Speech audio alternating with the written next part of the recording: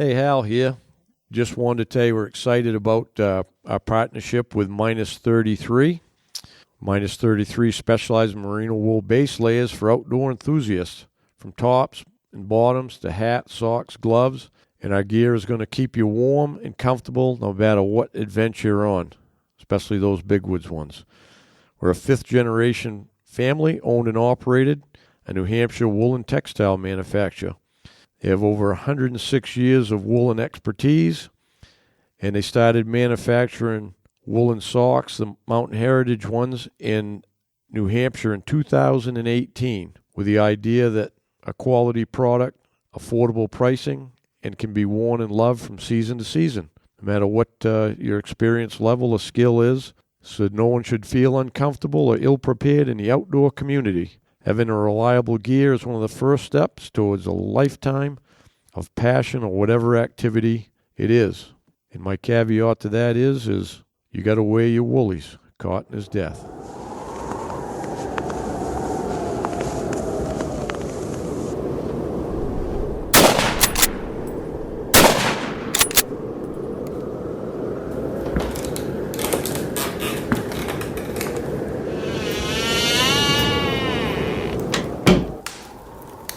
This is the Big Woods Bucks podcast.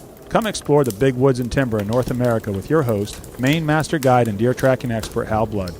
Listen to Hal and co-hosts Lee Libby and Joe Cruzy as they unlock the secrets of big woods whitetails.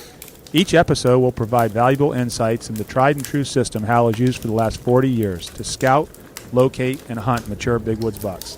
Listen and laugh as the crew discusses Hal's legendary adventures and learn how to apply a lifetime's worth of lessons from the big woods to your own hunting and outdoor adventures. Welcome to the Big Woods Bucks podcast. I'm your host, Hal Blood. Sitting down there, Piling Lodge again with Joe. Hello. And Good Lee. Good morning. We were going to have the Lee and Lee show, but Bad Lee couldn't make it. One of his father's in the hospital. He had to go see him, so Lee's filling in, I guess. But hope he makes out all right. So we're into spring. Nice snowy afternoon here. Yeah, it's spitting snow this morning. It was 34 when I left the house, and it's not freezing. It's wet, but it's spitting a little snow. The ice looks like it's getting black out here, huh? Yeah, I would say another, week and a half? Yep, 10 days, I would think. Yep. Be ice out. Looks like in town. Maybe make it to May. Big Wood in town's getting kind of black. I think that's probably, I bet you, maybe by the first of next week. Is that normal ice out here at Piling, 1st of May? Yeah, pretty much, yep. I was pulling the stakes last week, and, once the sun hits the stakes, it starts melting out around, so it's just a hole. So I was taking it, trying to get to the bottom of the ice to see how thick the ice was, and it was, wherever it was at that point, it was feet thick still. Yeah. Last week. It's funny. It's 3 or 4 feet. It stays like that, and then when the sun eats it, it's like honeycombing it. Yep. It just kind of all go. That's why it goes at once. Sinks. I used to tell Steve Coleman it sinks. He'd go, it can't sink. He said, it doesn't sink. I go, well, how does it go out so quick? It can't melt that quick either, right? Think about that. And we had a big debate about it, and he was kind of scientific in his mind there, so he'd try to scientific out of it, and I'm like, all the air goes out of it. If you look at it, that ice will honeycomb. And the dirt, there's a certain amount of dirt in the ice, and there's air bubbles, right? When you make ice cubes are full of air bubbles and stuff. So when all the air bubbles are gone, there's nothing to make it float anymore. So it sinks. It has to, because I've been sitting in ice like fishing, and the ice is like half out, like when you can get out in a boat, but the rest of it ain't out. And then you got half a lake full of ice, and then all of a sudden you look and it starts to, especially if you got any wind, it starts moving it and stuff. And then all of a sudden it's gone. Well, there's no way, because that ice is, the water's probably 33 degrees. Can't melt that quick. It goes down. And it probably, as you go deeper, the water's warmer, so it's probably just goes down and melts on its way. Yep. Yeah, it was a strange year. We're finally over it now. The snow's pretty much gone. Still, it's quite a bit in the woods for shed hunting, but Yeah, in the dark growth is some snow, but I mean, I think this is probably. I've seen it go quick a few other years. Like I've seen it a couple years since I've lived here. 30-something years. There was a couple of years that it let go like late March. I remember rabbit hunting 2 different years distinctly. I don't know how far apart they were. We were rabbit hunting in March on mostly bare ground. The end of March. It's crazy. Yeah, this year was the opposite. It held on long. Well, this year. I think we got, especially up here, I think we got as much snow in March as we did January and February together, don't you? Yeah, March was it was a snowy month, but we still didn't get nowhere near the snow we usually get. I mean, we did too. We had over 100 inches total. We did? Yep. Yeah, but I saw the totals. I mean, that's going for the whole winter, but I know, but a lot of that melted off. I mean, we had snow that melted. But I'm saying snowfall total. Right. Oh, yeah. But I meant as far as on the ground. We didn't have what we usually have because the deepest I ever saw it here, I mean, further north there was some more, but was about 3 feet out in the cuts where it doesn't settle. But in the woods, there was never more than, I don't think, 18 inches in under the green stuff. The difference this year was we never got any of those thaw cycles. We didn't get the rain. The last few years we get heavy rain and then it freezes, like goes below zero the next day and everything turns to ice. We've been getting those a lot the last few years and we never had that this year. We got those light ones. We'd get like a little light freezing rain or something and it made a little bit of stiffness in it. But it was funny when we had that last week. We had that warm weather and I took a picture. I don't know if you saw it. I posted on Facebook there. I took a picture of Rylan in the driveway facing the north, and then on the front lawn facing south. And then I said, we're going to take another picture because it showed warm all week. I said, we'll take another picture next Sunday. We did it on Sunday, so it was a week. And when I took the pictures, like to the north, I have my boat on the trailer in there and my cargo trailer and the ram charge is kind of sitting in the corner there. Well, the snowbank, in the way he plowed everything in there, the snowbank was like level with the gunnel of my boat, sitting on the trailer. So that's probably between 4 and 5 feet. And then I took it a week later, and it was at the bottom of my boat. It was just like level with the trailer, probably, I don't know, not over 2 feet. So then the other side was all snow and it was lawn a week later. Yeah. And that's about as quick as it can go. But we had 3 days we hit 70. So, that's what that warm up was. It was nice actually. Yeah. I don't usually like it when it gets that warm this time of year, but I liked it this year. But it gives the animals the break they need. That's what caused that derailment, isn't it? The tracks were, isn't that what they're saying is the I think a beaver dam blew out and washed a culvert out or something. Is that what happened? Where it come down and it washed out the rail bed there. Yeah. They come around, it's like in a curve, they come around the curve and there it was and shit. I guess they hit the brakes and that was it. Yeah. Oh, so I didn't realize they saw it coming.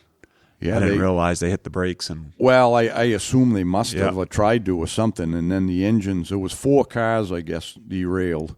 Everybody thought it was chemicals that was burning down there, but it wasn't. It was the engines. And lumber. Yeah, there was only 4 cars, I guess, but the engines went over, and the engineers, conductors were lucky they all got out, and they wasn't hurt. They had to bust the window out. It landed on its side, the engine. Yeah. And they broke the window out and crawled out. What a mess, huh? Yeah. Boy, you see the pictures of the demo road? Yeah, they stove that up trying to get all that equipment in there. And they got it down, though, man. They mobilized quick. Yeah, there was trucks coming here from everywhere. Trucks I'd never seen before with cranes and all kinds of stuff. So, yeah. So I guess we've had train derailments all over the country. Now we get one in the backyard here, They happen all the time. Braden's dad works for the railroad down there. We were talking about it. He said you see them all the time now, but he said there's 1,000 a year, Yeah. They happen all the time, so it's nothing. It's not as out of the ordinary as what what it seems. Right. Yeah. That's why these guys are so good at getting it back going again. I think they've got the track already opened up, don't they? Yeah, they in 48 hours they run another train by. Yeah, I mean, from that mess to when I first looked at it, I thought, they're going to be down a while. But I mean, you know, it's millions that they're losing when that train's down. Yeah, I think what they did was before they got the cars on the rail, it was the ones that was on the rail was fine. They brought in they fixed the rail bed before they got the cars off. You know, out. They fixed the rail bed and come and hook an engine on the other train that was on the rest of the train and got it out of there. And then, like I said, they said within 48 hours they ran another train come through and was going through, but they still hadn't got the engine and the other cars. They needed a big crane, I guess, and they craned them up and put them on the tracks and rolled them back to town, I guess, or something. Yeah. Yeah. Fast work. Yeah. Yeah, so anyways... you been out in the woods at all? Yeah, not too much. I go out back of the house there getting my exercise, but I was going to mention that it wasn't yesterday. I had to go down the river. The day before yesterday, I went out, which would have been about the middle of the month here. I think it was the 15th, 16th, and I took a walk out back because in my yard is shady. A lot of it's shady, and there's still snow around the edges. A lot open, but there's snow around the edges, and I walked my snowmobile trail out, which is still snow in it and packed. And it's shady out on my land. It's shady. And then I got out to the cuts out back, and I couldn't believe it. It was like wide open. There was almost no snow in the cuts. And, I mean, that's a funny thing how it melts was a week ago, that was the deepest spot because me and Rylan went out and we cut some dead standing cedars for firewood to boil the sap, you know. And I broke through, and it was right to my crotch. And them same places were bare ground in 1 week because when the snow doesn't settle and pack, it melts quicker. You know, it's all up in the brush, and the sun hits the brush there, and it warms it up, and it melts quick. But there was deer tracks. That was my point. Oh. The deer were already coming, and that's early, really. The middle of April is about as early as they usually can get out. Well, they are out because I went yesterday. I went out pulling signs and out by Grand Falls, and I think I saw 8 deer going out there. They were all over, I'm going in there today when we get down the podcast, I'm going down in there. So I'll see. And the moose tracks, too. I mean, you see it in the roads now, like where the moose were, they were holed up for a long time this winter where there was no sign of them, and now everything's getting out and about now. It's nice to see. Well, it was warm enough, so it started greening some stuff up already. I couldn't believe it. Just in my yard there, as the sun melted, like her flower beds, as soon as she's got the, what do you call them, perennials, I guess, you know, and those flowers, whatever they are, lilies or crocuses or whatever the heck they are, as soon as the snow melted, there'd be snow completely around the plant. They were turning green. They were already growing. It was crazy. Huh. And then when the grass started showing, as soon as that snow come off, there would be green grass because I think it was so warm. It was, instantly like green and like little pieces of grass. You know, it was crazy. I never seen it like that. And usually this time of year, because we didn't have any big storms all winter, but the storms we had never blew out, you know, remember? No wind. No wind. So the golf course and the fields around Pleasant Street and then Billy Reed's farm, those usually are pretty windswept, so they open up early, you know, and the sun hits in there. Well, this year the snow only went out of them a few days ahead of everywhere else, and usually this time of year, when those fields bear up like a couple of weeks before the deer get out, you count 200 deer. Didn't happen this year. There'd be a few. As soon as they opened up, the deer were out there, and you'd see 20 or 30 maybe in a field, but they're gone now. I come home last night. I drove all the way. Well, you know, if you'd say like when you start seeing deer above Caratunk, I was right on the edge of dark, and I got home at 8 o'clock, and I never saw one deer or one moose. No deer. They're gone, you know. It's They're- just the opposite of when we had the spring thaw up here.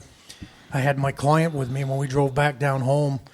I can't tell you how many times we had to come to a complete stop because the deer were right in the road. That was just 2 weeks ago. It was crazy. Yeah, even a week ago there was deer everywhere. You had to. I used to drive 40 miles an hour from town to home because there was so many deer, you know, crossing. They'd be standing in the road and stuff. And yeah, We've had some good events since last time we podcasted. We had the Sportsman Show, and yeah, that's right. That went- Spring Thaw was great. Yeah, spring thaw was fun. I like that when we did the round table. It's funny because the thing that we're going to talk on today about scouting, spring scouting, that was one of the things that was at my table. We talked about how when I take my guys out looking for sheds in the spring, I'm double dipping because I'm looking for moose sheds, but the ground is just a completely perfect, looks just like it did the fall before. Everything's been under a blanket of snow and looks like it did in November, so I'm deer scouting while I'm shed hunting. Yeah, because those. That's why I do my clinics this time of year too. They'll start here the end of the month, but the buck rubs are under the snow, so they stay pretty good. You know, they don't stay bright orange, but you can still see them in the spring. You know, where they're wood colored anyways before they turn gray. It doesn't take them long. It's funny because I'll notice it throughout that month. I do my clinics in May. Like by the end of them, they're getting harder to see because they're starting to, the sunlight, kind of fades them right back out again. But when the snow first goes, they're still fairly bright. I was just saying before we started the podcast that the guys from New York that I'm bringing out looking for sheds this weekend, I'm going to be able to get out this weekend. That's why I was happy. We've been talking about the weather more than anything else, but the one thing that 70-degree week did was I'm taking guys this weekend, and when I took them last spring, we found a fair amount of sheds, but we found a spot where we were finding deer sheds too, which you don't very often do that when you get north of the Forks. But anyway, we found a place in there. We found a couple of signposts and a bunch of rubs and a bunch of scrapes, and so while we were in there, the deer were all over the place. So they went in there last fall, and the second week they shot a 10-point buck. It was 210 pounds, and we found the spot when we were looking for sheds last spring. So that worked out good for them. I just wrote an article about that. I think it was in the Journal or something, that when you're in the woods, no matter what time of year it is, or if you're scouting for deer, you always got to be looking for the other stuff too. If you're deer hunting, you're looking for moose sign or stuff you happen to see, you can file that away. If you're looking for scouting for moose or moose sheds, you're looking for deer sign, everything, bird sign, whatever. If you do that, then you'll be a better hunter because you'll round yourself out, unless you just don't care about anything else. But if you're guiding, you got to kind of care about the other animals and where they're at and stuff like that. But keep your eye open. You never know what you're going to see. I think it's going to be a good spring for me because I'm not one of these guys. I may go out occasionally, but all the guys that find them on snowmobiles in the winter, because we had such an easy winter, the moose didn't really bunch up. They were scattered all over the place. So I think on years like that, when the snowmobilers don't find a lot of them in the winter, it makes for a better spring for me because they're down in spots, that didn't get picked yet. So I should have a good spring, I think. That's definitely what happened. It wasn't a good winter for shed hunting for sure. Yeah, but I think what you'll find too is the flip side of that is the moose never bunched up anyways until March. They could walk around anywhere right through February when they were losing their antlers. I think they're going to be. I don't think you're going to find like a pocket with a whole bunch of antlers in it. I think you're going to walk a lot to find an antler, and a lot of them are going to be in more open country too than normal. But yeah, you might find some right out in the cuts. Oh, you will out in the hardwood cuts because, there wasn't. We were most of the way through February before the snow was knee deep, and knee deep snow for a moose is nothing, Yeah, it's. Is that a thing now? The shed thing. I've been driving up the last few days and crazy.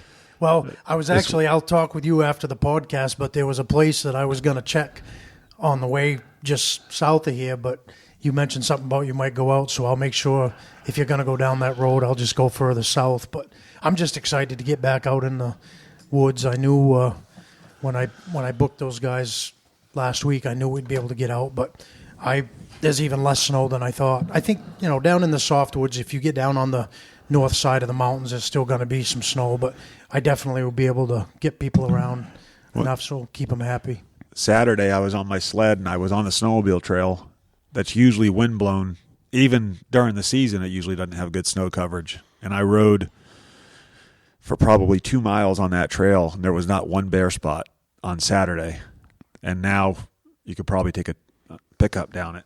Yeah. It went that quick. Everyone's calling, asking about conditions. I said, I think it's going to be a while, but it went quick. Yeah, but here, but I just talked to some guys that up above the Golden Road and stuff, and they said it's about 2 feet up there. They got more snow. Yeah, they always get more up through there and Baker Lake and there's more snow. But Brandon Bishop there at Foggy Mountain told me he can't get into his camps there at Comstock. Can't even get over the snowbank there. So it's different. Yeah. So, but this area definitely is north of town, though. North of Jackman, you're not going to do much up in there. There'll be some patchy places, but it's a lot. Is there even moose up there? There's a few here and there. It's gone to it's kind of funny that there's not the moose in the mountains like they used to be. They don't yard there. There's nothing for them to eat. Used to be lots and lots of moose yarded up in the mountains. And then they got so thick, we had that overpopulation. They just ate everything. You go up in there now in a lot of the mountains, and it looks like a national park. There ain't nothing to eat for them as high as you can they reach. got some of those cuts, though, that they've been doing like last year and the year before. Some of those ones right up by the border, those have there's a ton of feed in those now or next year anyway. Yeah, those cuts will be, but I'm talking about they don't cut above 2,700 feet, and them moose used to stay way up high because all fur. It was all fur and mountain ash and a lot of feed up in there, and they've eaten every bit of it. That's why I say you go up there now, and there's every little fir tree that was like there was for winter feed, fur, it's dead. Everything's dead. They ate every mountain ash down that they could eat, the small ones, and they cleaned the bark off the rest of them, so they all died. The only mountain ash you'll find now is them big old gnarly ones that they can't eat the bark all the way off from. So I used to go up there and find antlers up in the mountains. It was a good place to look, but it ain't anymore. They stay down in the lower ground around the regenerations and the cuts and stuff, but yeah. Anyway, I'm more interested in spring deer scouting than anything. You guys can go find your antlers. I'm going to do both today. Yeah. I'm on the same page as Lee, looking for sheds and looking for sign all the time. But it's funny. I went back, this year I went back into a spot. It happens a lot where you go into an area and you think, oh, this looks great. I got to check this out this fall, and then you forget about it or you don't make it back there. When you get my age, you'll really start forgetting. Then there was a spot that happened this year, and I said, we'll go down there and check it out, the place I shed hunt. And went in there and found 2 sheds and a deer. It was a bunch of deer in there. So yeah, but it's just nice this time of year because you can see everything. Yeah. Well, you can see everything, and it's like the only time in Maine, too, where you don't have to worry about bugs. There's no bugs yet. I think that's why I actually have a lot of guys will bring their wives or their sister or, women like to go out and look for sheds, maybe because they don't want to have to shoot anything. I don't know, but I always have plenty of women shed hunters, and one thing that they always comment is, I never been out in the woods in Maine and I'll get bit up. Yeah. Yeah. I actually did have a mosquito on me the other day. I don't know where the heck it come from, but yeah. Wow. It's one of them ones. It wasn't a hatch one. The first ones you see a few when it warms up is the breeders, I guess. But well, anyways, let's talk about some scouting and how we go about it, because there's a lot of people that may want to come up and, whether you get a guide or go on your own, but some people don't have the luxury of doing spring scouting. But if you gonna strike off and hunt the big woods, I would recommend doing some spring scouting, because it's you come up, even if you try to scout before the hunting season, if you can make a trip before the season, just before. To me, it's still harder to do that because you're still contending with some leaves coming down. And well, the biggest thing to me is the sign you're finding now in the spring is where they are in the fall. It's pretty, it's right there. So you're basically it's like deer season is frozen in time. Kind of, you can still see scrapes and like I said, rubs when we had that spring thaw, I don't remember just exactly what it said on my sheet, but I was sitting at the table with Logan Ratcliffe, and we kept switching. We'd get a different group of 6 guys or whatever all afternoon. And however the question was worded on my sheet, it brought it back around to, I don't have time to scout for deer. What's the quickest way for me to scout for deer? And I brought up to him, if you only have 5 Saturdays in the fall to hunt and you got limited time to scout before that, the best time to scout is in the spring. Get out, end of April, 1st of May. If you're not busy then, that's the best time to do your scouting. And there's a pretty good chance that if there was a bunch of bucks in an area last fall, you're going to see the sign this spring, and there's a pretty good chance, unless something major happened, unless they came in and cut it over the winter and changed the habitat, they're going to be back there next fall too. Yeah, usually they do. I mean, logging is a thing that changes a lot of it, but they have to, I always look for the signpost. To me, you'll find the other, if you go and search for them signposts, you're going to find the other sign too, incidentally to it, in between it and stuff. Right. You're going to find other sign, scrapes or, drop-ins or whatever, but definitely the springtime, because in the fall, the other thing, if you go just like, even if I do it, if I go check a place in the fall, it's still only the week before the season. And quite often, some years, those signposts aren't really hit yet. Some might be, some aren't. Other years, I've seen a lot of activity on them the week before.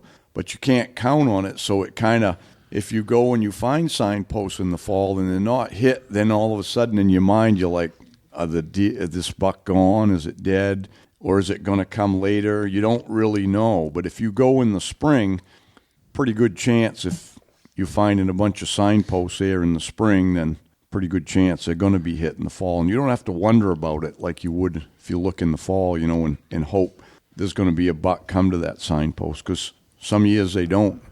And I still ain't got all that signpost stuff figured out, because just when I think I got it figured out, they prove me wrong. Like there'll be a year that a good signpost, I go to it and I know it's hit by several bucks and it don't get hit. And I'm like, it still puzzles me why. And then the next year it might be hit again.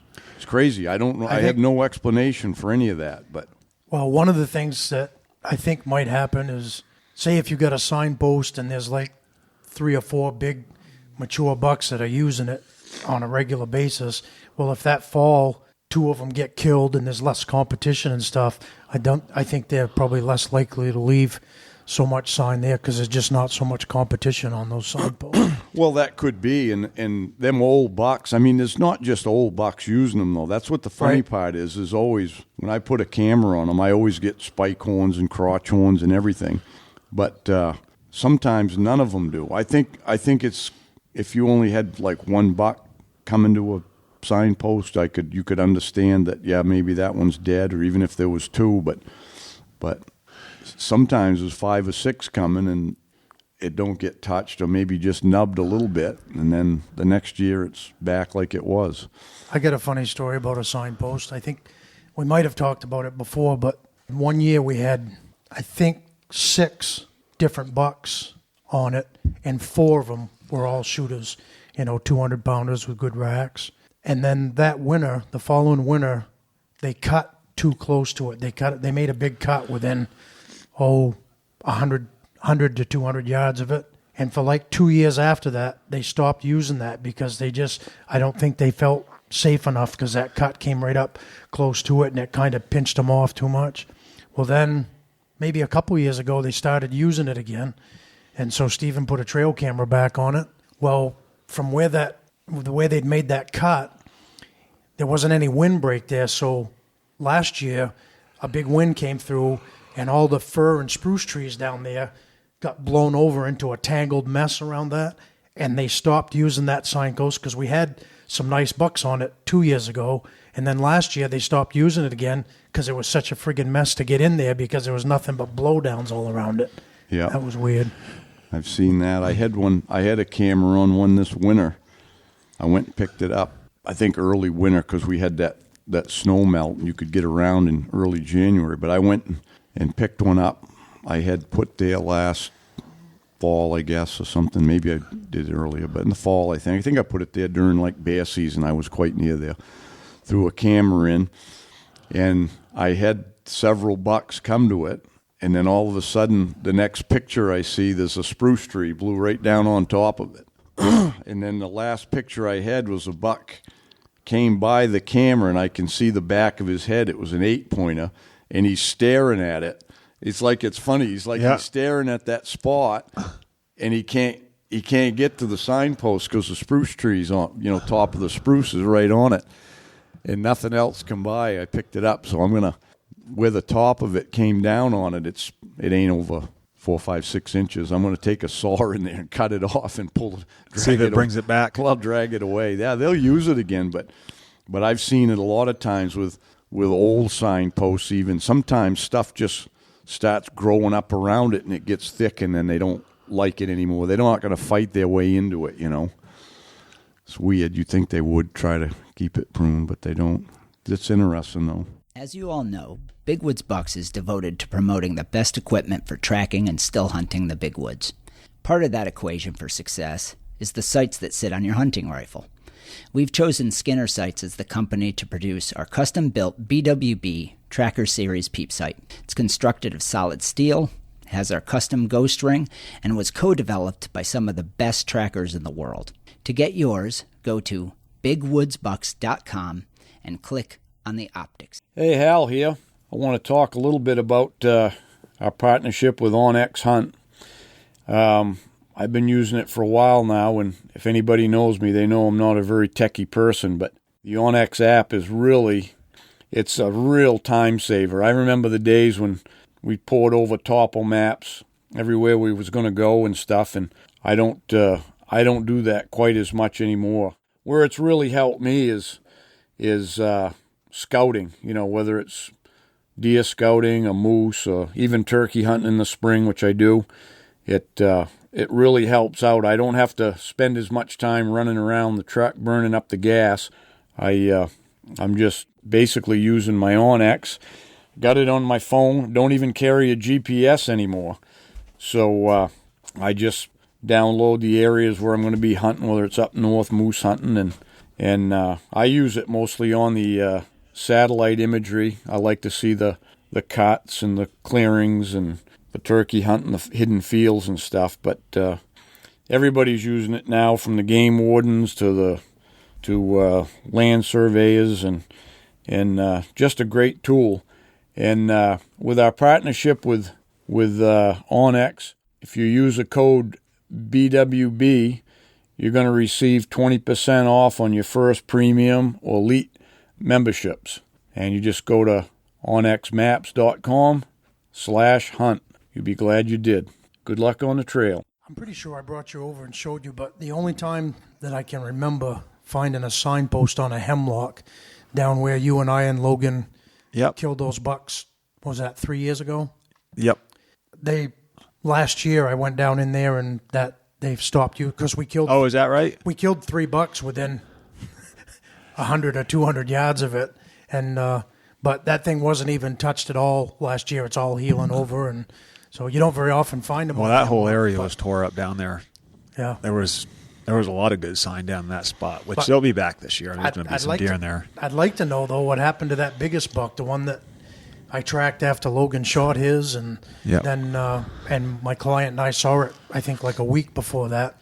Never saw any sign of him down in there last year. I went down and checked several times when we had snow and never cut. He had a huge track, and so I don't know what happened to him. I got to get a camera on next year on that last day of season that Whitey and I went out. We found that nice signpost, probably one of the better ones I've ever found, real close to here. And so I'll be able to get a camera on that one and check it out this season. I'm anxious to see what happens there because it's kind of nice. It's so close to home. Surprising spot, really. Yeah, sometimes it is obscure. They're in sometimes I've found them that I've walked by that area many a times, and it's just in some obscure corner, and this you end one up banging onto it. This one's by the snowmobile trail, so I groom by it every day. Or a few times a week anyway, and never notice it. Now I got to glance at it every time I go by. It's Huh. But that's a good one. Be interested to see if they revisit that. Yep. I think probably the reason you don't see that big one around there is because the big bucks are the ones that, they only got so many years in them, the time they get to that age. And most of them big ones die of old age, up in the big woods. They ain't getting shot, That's what I'm always thinking about when, you got a bunch of big ones coming there. Every year there's going to be probably one that dies off, but so the key is to make sure, and used to be we had to guess about how many you think was coming there. You know what I mean? It was always a guess, but now if you want to find out, if you put a trail camera for the season, excuse me, you get a pretty back good in idea. those days, you would get the little piece of string. It was like dental floss with a timer on it. I used to have those. Did you? Yeah. I don't know Trail timer, it was called. Trail timer, yeah. I don't know as I ever asked you, but that giant buck, I think the guy was from Pennsylvania, but that best buck that one of your clients ever killed back when you had your other business and on the back side of the lake there, I know you said you had guys sitting in there because it was all tore up with sign, but was there something for a good signpost there close to where he was too? Yeah, there was actually a whole, like there was a little brown ash run there right down through, and there was a good signpost there, and there was probably 20 other brown ash rubbed in there. And then there was a trail intersection. It was like, because I got there on a trail, because this spot was actually, those bucks were there year round. It was a deer yard, basically, but it was mostly bucks in there because I'd gone in there in the winter, and it was just seemed like there was just some bunch of bucks staying there, But there was deer trails all through that. It was a cedar bog, and it had gone through that spruce budworm, the parts that were not in the cedars, it was spruce budworm that had regenerated. It was just a good area, But you could walk those deer trails around in there. It was quiet to walk, and if you're walking on a deer trail, you might see one, right? So that's what I was doing, just scouting. We had the guys that we only went down there the first week of the season. We had got snow and a big wind, and we never got down into that spot. We'd already built some blinds ahead of the season, and I didn't know about that spot because I had put other guys out. We'd put the guys out in their blinds, and then I was just scouting, and I found that spot. And there was a little bit of snow left, and I probably followed a track there. I can't remember. It was half the snow was gone. But anyway, then there was that intersection, and then I get looking around there, and then there was also between that signpost and off probably 40 yards, there was one of those, I call them annual scrapes that are dug right down. It looked like a bathtub there, and I said, this looks like a good place. And there was because it's all flat in there, cedar bog. But there was a boulder there with little fir trees growing on it. Boulder about six feet high or something. So I said, "Geez, a guy sat right up on that boulder. He could probably see pretty good." So I only had a guy there. I took a guy in there the next day. We had 2 days left in the week, and I took a guy in there, but he only sat. I didn't know it till afterwards, but he came out for lunch, and it was probably an hour to get out of there and back down to the lake to the boat. So he was gone for at least 2.5 hours in the middle of the day. Best time to hunt. So then the next... You're either going to sit in the boat and eat lunch, or you're going to sit there and watch for deer and eat lunch. I don't get that rationale. That's why I said the next time, we had guys come in on Sunday. We took them guys out and brought a new crew in. I said, somebody's going to have to sit here all day, and That's what I told the guys. I said, I need somebody that can walk back in and sit all day. And the kid said, yeah, I can do that. He was used to his bow hunter down Pennsylvania. So he ends up shooting that thing the first day at 11 o'clock. First day he was in there. So. One of the best bucks I've ever seen harvested up here. Oh, yeah. From the pictures I've seen. Yeah. Just an absolute giant. Yeah, it's crazy. It's one of those ones you got to see the right picture of it too. It's like Jameson when he brought his rack this last weekend to the banquet. I saw pictures of him. He took, and not that it was a bad picture, but when you saw the picture on the front of the Maine Sportsman, you thought, geez, that's a nice looking buck. But when you see it from all different angles and hold it in your hand, I mean, that thing was just heavy and gnarly. And I like those ones that are, when you see them, the first thing you notice is all the mass. That was a good night for you, wasn't it, guys' banquet? Yeah, not bad. It was my birthday, and I won the Brown and BLR 300 Win Mag, and hopefully you're going to shoot a big moose with it this fall.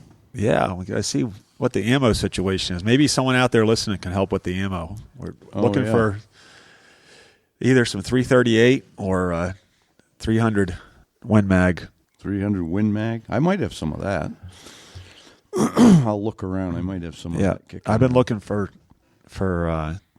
some ammo from my 338 here for about the last week, and I didn't realize there was such a shortage of it. But I would think it would be easier to find it for that BLR. I think 300 Win Mag's probably twice as popular as 338, I would think.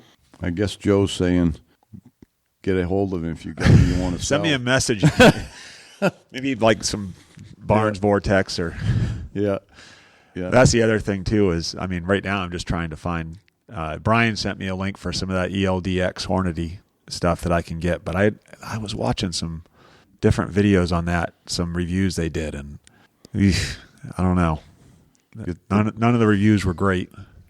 It's a long-range bullet, but you might, maybe for your moose, you might want something heavier. But like I said, I had a client shoot one that 180 grain Nosler Accubon. Those Accubon bullets, they're good for long range, but they open up pretty good, but hold together too. That might be a good bullet for you. Get your Barnes Vortex, you'll be all set. Yeah, Barnes too. That'd be another good one. Well, I told him though, the only thing is, sometimes you have to shoot them because not different guns are different. Some guns like the all copper, and some of them like the lead core bullets. But I'd shoot, if you're planning on using it for your long range gun, it won't do you any good to have the right bullet if you can't hit it at 500. That's right. You got to have something that shoots good. Yeah, we're going to try, and I'm going to set the thing up for 500. Hopefully not have to shoot that far, but I want to be able to if I want to. Yeah, if you sight it in, you'll have to look it up, but if you sight it in 3 inches high at 100, and you get that scope there that you can use the turrets, knobs, you'll be set up for 500 with that. Yeah, most of them are like 0 at 200, and then like on the 338, most of the ballistics I'm looking at is there's about a 50-inch drop if you zero it at 200. Yep, with the 300, it'll be more like 40 inches. Yep. But like I said, that's only at like around 2 inches high at 100. If you sighted it in 3 inches high at 100, it won't make any difference because if you shoot at 100, 3 inches is nothing. But out at 500, your drop will be a lot less. And I'm going to do all this, and we'll probably end up shooting it at 40 yards with Matt's 45-70. I was going to say, instead of doing that, I'm going to sneak into 100 and let him have it. No, that's funny how that'd be good if it always worked like that. But yeah, funny how we get off topic here all the time. Sorry, you guys. Back to deer. We got the two analysts here talking about how to. They're back on a moose hunt already, trying to talk about spring scouting. Back to spring. It's like herding friggin' cats here. Well, Joe was happy for me. I was happy too. It was my birthday. I don't know if I mentioned that, but it was my birthday, and that's it was a lot of fun. That's the biggest prize I'd ever won. Well, since we're off topic, well, just for real quick, is we haven't been around, we haven't talked yet since the hearing on the coyote hunt thing, and so where that stands now is that it ought not to pass, right? 11-2 in the committee. Yeah, right. So chances are it ain't gonna pass. It ain't gonna pass. If it comes out of committee like that, it's That's why there is committees, because people that don't know the subject takes the cues from the committee, whatever the subject is, But for people that didn't get to see it, Hal and I were both there, and there was a really good group of people there. There was a lot of people there on our side, and it was an impressive display. Number one, I mean, we can say it here, man. What a bunch of wingbats on the other side. I mean, the testimony is unbelievable. Like, you sit there and watch this, and you think you're watching a comedy skit. Like it's the way that they view. Well, it's Bambiism. They're not living in the real world. No. They don't understand how nature works. They don't get in the woods. It's fantasy. And most of those people, there was only a half a dozen that showed up. The rest of them sat home and come in on Zoom calls. Yeah, couldn't take the time. Yeah, couldn't take the time. I was to be pretty there. proud to be part of that group with hearing all the testimony and how good it was from our side, and Oh yeah, good. the factual, real life, Yeah. Yeah. common sense. It was really good. And I thought afterwards, if this thing even comes close to passing, we're in big trouble. That.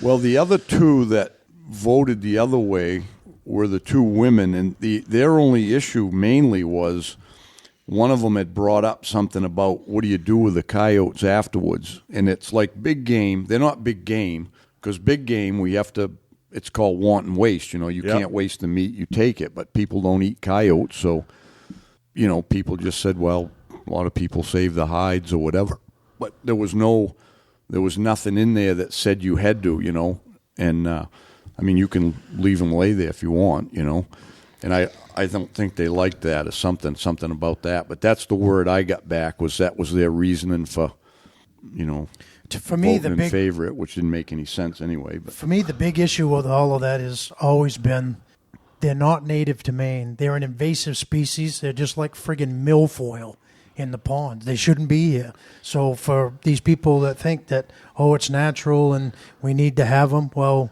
they're not even native to here. So why do we need them? all right. Yeah, so that went good. I think Yeah, we're it all was- set with that. So something in my throat this morning here. Must have been snoring a little last You better night. take Yeah. over, Joe. Talk about deer scouting. I got the that chest cold going around. You do? I did. I'm just about over it now, but Oh, well, Deb's got I it. don't- Mine is just, it's in the morning, I get a little tickle sometimes. I know it's from maybe snoring a little bit or something, and I get a little stuff in my throat. But some mornings I get rid of it quick, and other mornings I don't. Probably talking too much. I don't know. deer scouting. Yeah, as soon as we get done with this, I'm going deer scouting. I'm going to double dip. I'm going to be moose shed scouting and deer scouting both. I'm going to take a ride in and see if I can get in remote camp. I got to get that I was wondering set up. about that. Yeah, I If got you've been in it all yet. No, but I talked to Furland there that works up the sugar camp, and he said I could probably drive in. I'm just going to go look.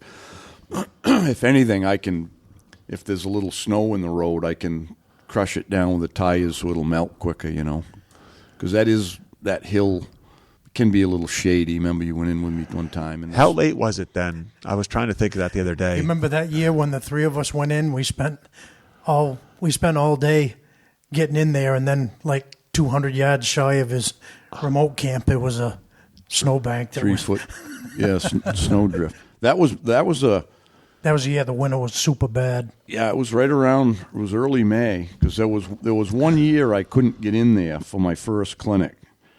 I had to set up camp in my driveway for a week, and then we got in after that. But I set a tent right in the driveway, and we went down into town where there was less snow, and even then on the southern sides you could walk places, but you couldn't even go in the north sides of the ridges. It was terrible that year. But So is remote camp now on the first road to the right? Is it back over there? yeah, it's up in the same place. That's what it'll be.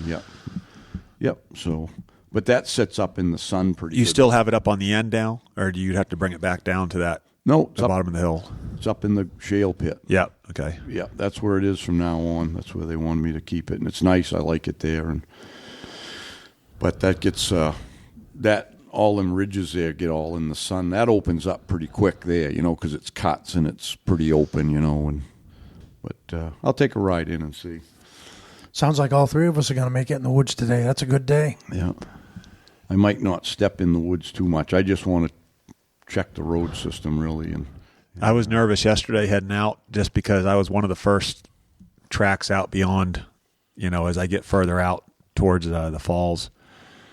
And, this time of year, you never know. You hit one spot and lose your truck. Right. And it was actually pretty darn good going. I think it's going to be I think easy going spring. I think because it was warm and sunny, it dried quicker. You know what I mean? And windy, too. Yeah. And windy, yeah. Things dried up a little quicker. But so anyways, I'll give you people a little tip on your spring scouting, road scouting. It's the easiest thing to do. And you pick your area you're going in and get your map out. Whatever you did, wherever you're going to scout. Most people do that anyways. They're driving around the roads and they're looking in the distance, right? Looking at the ridges and trying to figure out where they want to go. What I do if I'm in unfamiliar territory and I want to go scout a new area, when I poke along, I'm looking too. I'm looking at the ridges because I want to see where the softwood meets the hardwood and what kind of woods it is. One thing is before I get to that, was deer don't live. Very many live where it's like a birch, poplar type forest. And there's big areas like that are mostly birch and poplar and fir mixed in and stuff. It isn't the right feed for them, so not many deer stay there. They'll travel through and stuff like that. But mostly, if there's going to be any amount of deer and hold deer and hold a lot of does where, the bucks are going to be traveling to, you got to have the maple, the hardwood, it's maple and yellow birch mix, but you got to have them maple hardwood ridges. I know out here in Spencer, there's a lot of places, it's a lot of birch, and the deer are few and far between in that birch country. Get in the maple country, and it's a better place to start. Not saying every place is maple is deer, but if you just separate that woods out when you're driving along, if you get to places that's full of birch and poplar, usually birch and poplar, they're pioneer species, so they seem to grow pretty much in the same places. And then your maple and your yellow birch hardwoods grow usually in those hardwood ridges. So that's one tip there. And then, the softwood mixed in is the best because it's, whether it's high or low, usually it is around here, you got it at the tops and the bottoms, and those are the transition zones they walk. But I always look, every culvert I come to where there's water runs, right? That's where a culvert would be, or a bridge. It might be a little wooden bridge or something. I stop and I look up and down and see if there's any brown ash in that water, in that trickle. And if there's some you see from the road, you might only see one or two trees by the road, but guess what? If there's any, there's going to be more. So you can go upstream or downstream, whatever you want, or both. And that's a good, quick way to do some scouting. You might end up going miles that way. That might just get you started with a place to get into the woods. And if you don't see any brown ash in that trickle, if you don't see any there by the road, doesn't mean there isn't any either. But it's a quicker way to get started into the brown ash is what you're looking for anyways to find the signposts up this northern country. So one thing is first is get your book out and learn how to identify it. But it's basically a brown tree. It's not gray like the rest of the trees with a flaky, coarse bark. And I tell the guys in the spring in my clinics, you got to look up at the top of the trees before the leaves are out because the tree limbs look dead because they lose, ash trees grow their leaves on a stem, and the stem falls too, so they actually look like they're dead trees because they got just big limbs because the stems haven't grown yet. Sometimes you'll see the dead stems from the fall are still there, like little hairy-looking things. But so when that's I how you start looking at ash. I always just think cork, corky bark. It's just like cork. If you take your fingernail, it's just like for balsa if wood. you don't know what you're looking at, it's one of the easiest ways to tell quick. Yeah, and it's brown. I tell when I'm showing the guys there when we do the clinics, it's the tree is brown.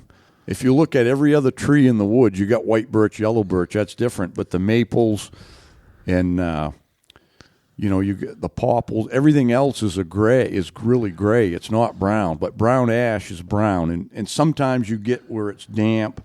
Maybe they're shaded. They might look gray, a grayish tint, but they're basically brown. And it doesn't, it's always good when you find this run of the ash and you start going and you'll see rubs. But I've had a lot of times tracking a deer.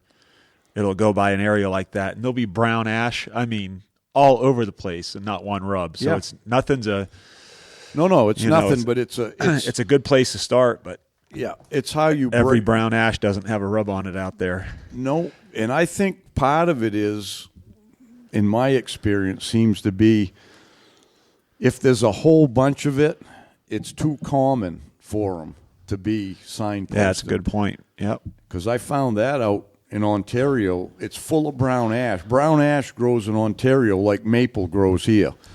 They don't have maple, so that's their dominant hardwood species, I guess. And I never found a brown ash rub out there, signpost on a, found rubs, not a signpost on a brown ash. They're all on willows, mostly. I mean, there's a few other odd trees, but more on willow. But here it's the brown ash. So it's important to identify that tree and then look for the tree, because there's millions of trees in the woods. If you had to go through the woods and try to find a signpost by looking at every tree, you'd wear yourself out. It'd be almost impossible. So the brown ash grows in the wet areas, so you're getting it narrowed down into that wet stuff. So that's a quick tip for doing is just drive along and just check those trickles. They might lead to more water, Maybe if you got your topo map or you look on your Onyx, you can see if maybe one side of the road or the other might lead to a bog. It might be a beaver bog one side or the other. You can look at the terrain. Another terrain thing I look at, I set my Onyx on that, they call it hybrid? Yep. Hybrid. That's when you got your, it overlays your topo lines on your aerial footage. Because you also, the brown ash will grow in the water, but it doesn't seed out in the moving water. So when the water picks up steam, I think the seeds can't hook. They just, in the spring when all those seeds that come off the trees, they get in the water and they float down. If the water is fast, it just washes them down till it flattens out. So if you look on your hybrid and you look for flatter spots. So you might be in country that's got ridges or something, and if you look at the topo lines and they're all like close and it's kind of steep, but you can see the trickle goes up through there, you ain't going to probably find any there. But if it comes down off like a mountain and then sometimes you'll have a saddle or a sag and that area flattens out where the contour lines are further apart or big areas, that's where the water seeping out of the mountains settles, and that's where you're going to find it. Any of them flat areas, it'll always be wet. Spring seeps wet year-round in the woods in those places, and that's where you're going to find more. It's interesting. I never thought about it in those terms, the way you just described it and how the seeding would get there, but it makes a lot of sense. Yeah, the brown ash seeds different. Like a mountain ash has berries. The white ash, I don't know what they have. Like a white ash has a seed almost like a maple, looks like a helicopter, just shaped a little different. But the brown ash has a flower actually, and a lot of times you'll see bear claw marks going up the trees. The bears will go up there and eat the flower seeds in the spring, But they'll have I don't know if the flower comes out and those seeds look more helicoptery, but I know it grows there and those fall off those trees and float downstream. So, and it's funny when you find brown ash. Sometimes I call them seed trees. You'll see a great big one. Sometimes I've found 2 feet diameter, and I call those big ones the seed trees because usually they're not going to start a signpost on those. You might find a big signpost on an old one that's been made for years, but I call them the seed trees. So if I see a big one in a wet run, I'm like, oh, I'm going down because I know the seeds. There's lots of seeds down there somewhere, and all they have to do is have the right, place to settle in. Those it's typically, like I said, where the water, the contour like flattens out, the water slows down, and a seed gets hitched in there somewhere. Yeah. So, Any housekeeping today? we done with scouting? Oh, I don't know. I thought you were the way you. No, you guys got any input? I got one. That's what I said. I told you I'm going.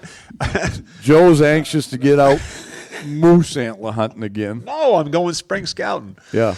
I had one tip and it was another point at our round table that Logan and I had to touch on last week was how 90% of the big bucks are in 10% of the woods. That's a little bit of an exaggeration maybe, but basically the point is that those big bucks are in a small percentage of the woods. And one of the points that I brought up was I can't tell you how many times I've been tracking a buck or maybe still hunting for a buck, and you're in a place where it's kind of thick and there's mixed growth, hardwood and softwood and these ridges or whatever. And then you'll pop out into a open hardwood ridge and you can see for 300 yards, and the clients will say, boy, what a beautiful place for a tree stand, or what a beautiful place for a ground blind. And I'm like, nope. Yeah. Everybody thinks that because you can see a long ways and you're out in the woods, where there might be some deer sign, that would be a great place. And we're not really stand hunters or, somebody that's going to set up in a spot. But if you are a big woods hunter that can't get around very well, but you still want to be in the big woods, most of the time you don't want to set your stand up or your ground blind in a place where you can see 400 yards. You'd be better off to set it in a place where you can see 40 or 50 yards, because most of the time those really big bucks, once they've got some age on them, they very seldom, the only time they really go out through those open stretches of hardwoods is maybe at night or if they're on a mission, and then also after they're, if they're chasing a doe and a doe goes through that, they're going to follow them, or if you're chasing a buck and you jump him, you might push him through that. But the majority of the time, he's not out in that real open stuff. He's back where it's thicker and there's mixed growth. The time I like that in those open spots the most is if the topography forces them there. Yeah. If it's an area that's open like that, but it's a pinch point. Yep. A residual pinch point. And there is a spot like that I found this past season that I would, if we didn't have snow, I would put a ground blind there. It's one of those big, beautiful open spots, but it's because it's just a natural funnel down through there. It's usually a saddle through the ridge to get to the other side, because those bucks, they travel the path of least resistance. Really, they don't, and then they'll go anywhere. But in their normal travel pattern, they kind of flow along with the land, either the topography of the land or the vegetation. They don't like to go through thick fir patch or a bunch of blowdowns. They'll go around that. They like to take the easiest route. The other places to look, and it coincidentally coincides with your trickles and stuff, and where the water settles out is typically up in this north country. It's it's ridges or mountains or whatever, and you've got green bluffs on the top of the ridges or the top of the mountains are green, spruce fir forest. And then down in the bottoms, you'll usually have green growth again along the brooks, beaver bogs, swamps, whatever. You get the green because that seems to grow more, when it starts to get damper again. But most of the bucks, you can see it if you spend enough time. If you walk up this open hardwood ridge, you'll see a pile of droppings here and a pile of droppings there, but you won't see much for sign. You might see a rub here and a rub there, but you're not going to see a signpost usually out there. But when you get up to the top or down on that bottom edge, either way, wherever that hits that, I call it a transition zone, where it goes from the hardwood into the softwood. It'll actually, in the beginning, a lot of times it's mixed first. It'll be hardwood and mixed softwood, and then all of a sudden it might go all into mostly softwood, But right in that transition zone is where those bucks travel. Seen it a million times. It's almost like you you just step into there, and then all of a sudden there's sign everywhere. You go 100 yards or 50 yards out into that more open hardwood, and there's no sign. They don't. Well, you were talking about scouting from the road. You can see it from the road. If you look up on a side hill and it's all open hardwood, and then you get about halfway up the mountain, it's where the softwood meets it. That's where you want to head to do your scouting, is up there where transition is. Yeah, they'll travel those, even if there's not, you might not find a signpost in every transition, but you're going to find evidence of them traveling there. You might find some common rubs, you might find a scrape along that edge or something there, but some places, depending on the topography and how many deer get pinched through an area, you might see some kind of a trail develop. So the other thing I'd point out to you would be, you're not going to find, like most people are used to deer trails everywhere in their woods. I mean, southern Maine's like that. You can get down there and there's deer trails. They go from farm field to farm field through the woods and whatever. Up in the big woods, if you find a deer trail that goes anywhere, it's probably a migration trail, right? It's one of them trails where they're gonna get to and from yarding. And quite frankly, those trails hardly ever get used in the fall because it's not in their regular travel pattern. They might get on one and walk 100, 200 yards and get off in it, but that's not. Some people look at that and say, oh, this is a great place. But quite often you'll find a pretty good trail you can see in the leaves, and it might only go 100 yards, and that's in them pinch points. It'll get you through the pinch point, and it's like they just disperse they funnel out. in and they disperse in and disperse out of that. But that's where you want to set up, though. I mean, if you're going to be a setter, those are those good places to sit. So, but anyways, that's other than that, the most of the scouting is burning up some boot rubber, right? Yeah, you just have to do it. There's no easy way. A lot of people want the easy, figure out what's my tip. I give you some tips. We all did, but you still have to go and spend the time doing it.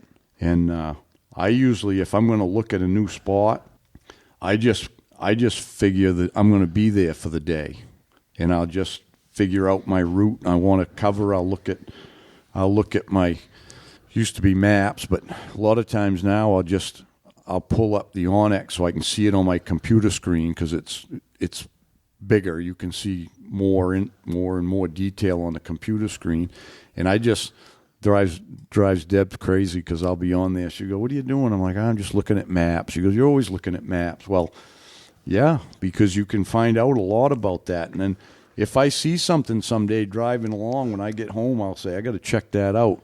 And I'll get on there and I'll bring that because I want to see that aerial footage too, and the topography. And I'll look at that, and then I might design my day out. I'm going to go check this out, but I'm not going to just run in and run out. You can't tell anything that way because you might walk 2 miles and not see any sign, and all of a sudden you get into it, right? And the way I do it is I hate walking in and walking out. I feel like I'm wasting half the time coming back out in a similar way. So I always, and I hunt the same way, I make big circles. So I'll start off and I'm going to go around this mountain or over it and around behind, hit that valley, and I have a plan, but I don't always stick to it, right? You can't stick to it because if you see some sign, you might veer off and say, well, looks like I better go down this way or that way. Educated winging it. Winging it, yeah. I found some of the best places ever doing that, too, just stumbling onto them by, They just cut a big piece not far from here I was over in yesterday. Drove through, and so it's an area that a lot of deer traveling through there, so I'm looking at it yesterday just wondering, at first it doesn't, a lot of times when they make a cut, if deer have a travel route, they'll use that same route and just go out across, but they're going to change that over the next couple of years, and they took quite a piece over here on the north end. It's probably they ain't going to use that much. I mean, well, they won't. No, not in the future. They're not going to. But the deer, where they're cutting now has traditionally been an area that the deer have gone through a lot. But I find like there's another cut I hunted recently where there was a lot of. It seemed like if they cut it right before hunting season, the deer. use it just like it never got cut at first. Right. It takes them a little bit to get used to it.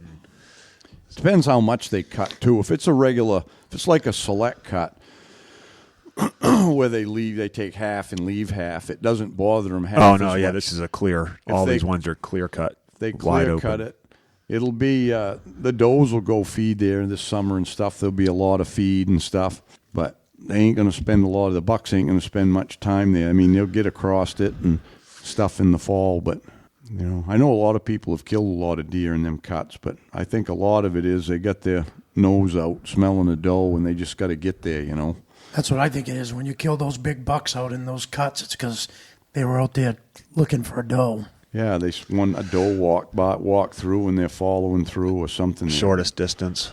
Yeah. Trying to get somewhere. Yeah. Yeah, well, got anything else to add to that? Joe's vibrating a little bit once you get in the woods. Yeah, we got some housekeeping here. Let me think about this here. Get my spectacles on. I wrote up a few things. Oh, we should mention that Mark finished the race. Oh yeah, there's a lot to talk about there. Yeah, I had that on my list. I had the shows, spring thaw, and the raffle. So I didn't hear about his run. Mark Woodman. Yeah, he finished. And his wife 4 hours, maybe 30-something minutes. Something I think like that. Yeah. 4:32 maybe is what I saw. But yeah, impressive though. Yeah. He did good. Yeah, because he's got to be in his 40s and never run a marathon before. So just finishing, that's pretty. That's a Yeah, big deal. Yeah. That's the Boston Marathon, and that's what we did the fundraiser for. We had the raffle for that set of Woodman Arms guns, and kind of ironically, the guy that won was he lives like 15, 20 minutes from the Woodman Arm factory. Oh, is that right? From New Hampshire, yeah. Nice. So he was the winner, but we wanted to thank everybody for supporting that cause.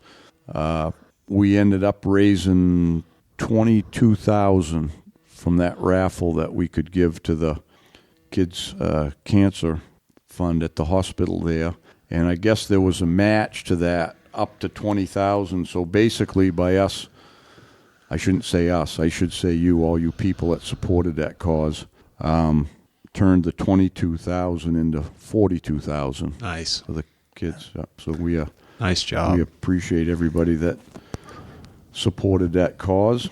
And let's see. What else I got on here? Oh, I wanted to give an update where I think tomorrow night, well, this week anyways, we're having an organizational meeting for that Midwest chapter. I know any of you listening that had already got a hold of me to express interest in being part of that.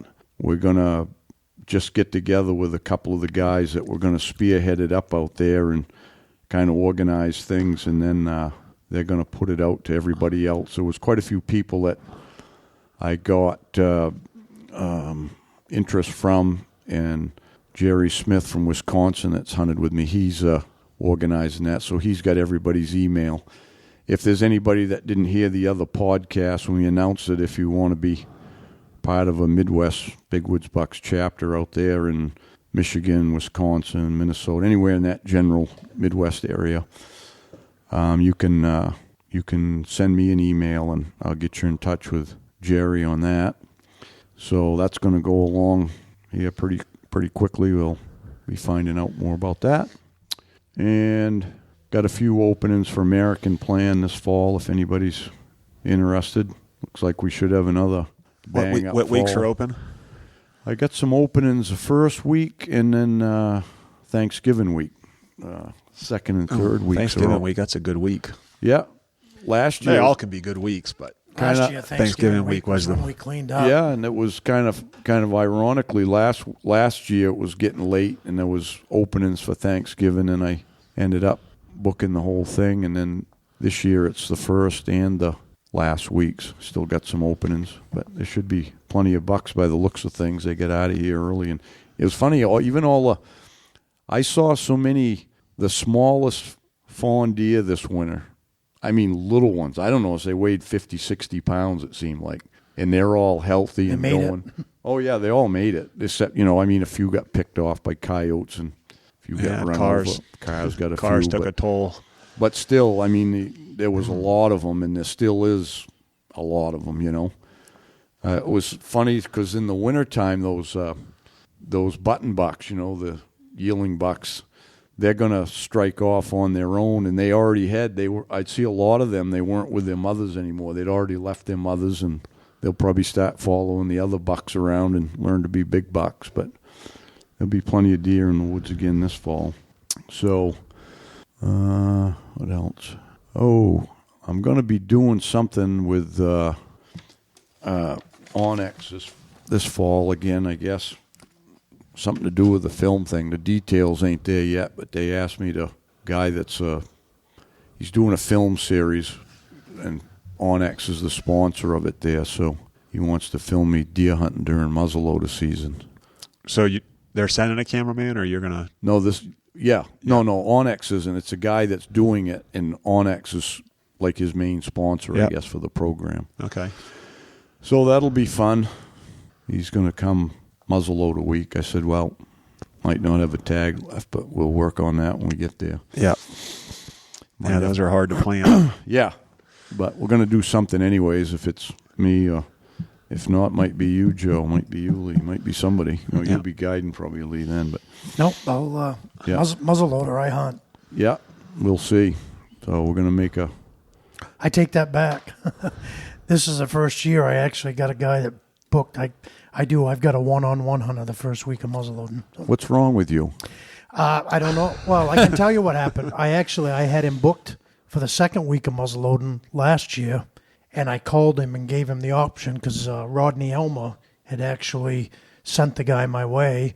He's from Vermont, and we didn't have any snow that second week of muzzleloading down there. So I called the guy and said, "Look, I know you came up or you want to come up and chase them on snow," and I said the conditions are going to be horrible. He said, "Well, can I come next year?" And I'm like, "Yeah." And he said, "Well, can I come the first week instead of the second week of muzzleloading?" I'm like, "Yeah." So, because normally I always have a couple of clients, the same two clients. Yeah. I have, but Well, you still got another week anyway after that down there. Yep. All right. I think that's about it. So, sun's peaking. Flurries just stopped. Flurries just stopped. It's in the 30s. You won't get too sweaty today. Nope. Life is good. So anyways, got to hit the subscribe button for YouTube. Like and subscribe. Like and subscribe. And what do we do on Facebook? Subscribe to that. Are we still on Facebook? Yeah, we are. Yeah, a lot of people correspond that way. So anyways, support our sponsors, and till next time, good luck on the trail. Hi everyone, team member Mark Sheeran here. I've been helping people solve their addictions for the last 34 years. In 2017, we published the revolutionary non-12-step book, The Freedom Model for Addictions. If you'd like a free paperback copy sent directly to you, go to freebook.freedommodel.org. That's freebook.freedommodel.org. All right, take care. Hey guys, Joe here. Wanted to take a few minutes to talk about Lake Parlin Lodge. We're a four-season lodge located just south of Jackman. We've got cabins, lodge rooms, mini lodge. We're a big snowmobile destination in the winter, full restaurant, bar, all the amenities that you need for your trip. Open obviously through the summer, right on the lake. Kayaks, canoes, all included with the cabin. We also do a lot of weddings, so if you're looking for a destination wedding, we can do a wedding up to 200 people. And, of course, we've got our hunting season, moose season, deer season. So check us out. We're at lakeparlinlodge.com. Hey, thanks for tuning in. Till next time, good luck on the trail.